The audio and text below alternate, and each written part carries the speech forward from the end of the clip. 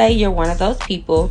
You fell on hard times, you got behind in your bills, and now your account status is moved to charged off. We're going to talk about how to go in and legally dispute the charge off status and get it removed from your credit report. Y'all know if I drop a gem, it's definitely factual. So let's look above here.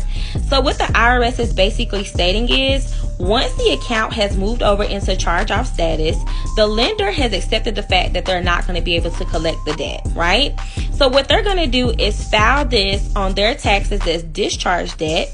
And now this debt on your behalf is considered canceled or forgiven. Okay, so this is one of my clients, had a Navy Federal Auto loan that was charged off. I'm going to give you a law to go in and get your charge-offs removed.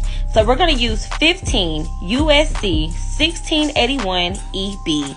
And what this basically states is the credit reporting agencies have the responsibility of reporting maximum accuracy to your credit report. So how in the world are they reporting income to your credit report when we know you're not allowed to do that? And now, because it's in charge-off status, the IRS has considered it canceled or forgiven debt. Make sure you're following me for more credit gems.